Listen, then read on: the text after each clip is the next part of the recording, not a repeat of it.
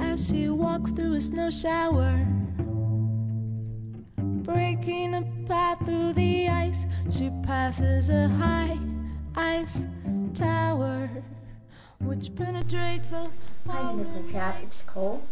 I'm here to fill in on Friday for Joe, who is unable to post a video, so I'm happy to fill in today. Alright, so today's topic is all about boxes and little categories that society puts us into and has us choose options that are not for us. I actually have a pretty good story from last semester about boxes.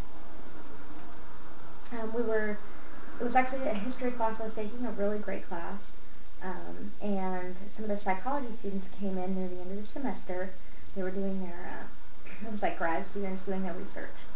And we took about 10 to 12 psych surveys for their thesis, research, all that stuff. So, of course, most all of them had, male-female boxes. And on those, what I have done in the past is go with anatomy, even though that makes me really uncomfortable, and I think that that's not the same thing at all. I think it's just been, I guess I felt like I had to put something. Now I've seen some of the other videos, people just don't fill it in. That's a great idea. If you're bi-gendered, I guess you could put both, which would be funny and more accurate if you're bi-gendered. But on just one of the surveys, out of like 12, there were several boxes. One that said there was male, female, of course, and then there was genderqueer and trans, and I almost had a heart attack. I was so happy that they finally had included genderqueer in the categories of gender. But as I was excited about this and marking that box and wow, really feeling, so much less anxiety than I normally feel taking those surveys, a woman next to me said, "Hey, they have the same question on here twice." And I said, what do you mean? And she said, "Well, number one is what is your sex, and number two is what is your gender. What does that mean? It's the same thing." And so just as I was elated and excited, at, wow, here's something progressive. Here's something that makes me feel really happy and whole. In the next breath, before I could really celebrate, there it was again, the fact that, we've still got a really long way to go in a society. And, of course, it wasn't her fault. There's nothing negative with her. She was a very nice person.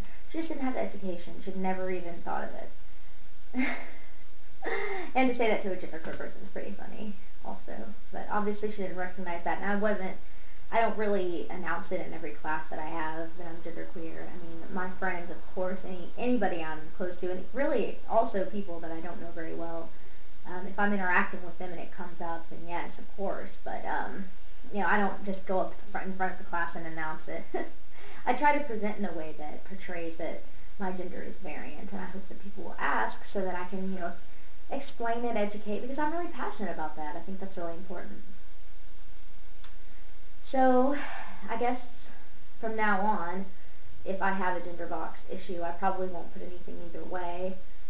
But yes, I would rather the surveys ask sex rather than gender, because it always makes me uncomfortable. It brings about a lot of anxiety that I don't think is necessary. But I was going to end this post with one of my favorite quotes. I'm going to put the link down here for the entire poem, but it's a spoken word poem by Alix Olson, who's kind of a self-proclaimed lesbian feminist. Also doesn't really feel like she fits into either gender box. And it says, "In the F or M boxes they give, I forgive myself for not fitting in, and I blame the world for lack of clarity." I think that about sums it up.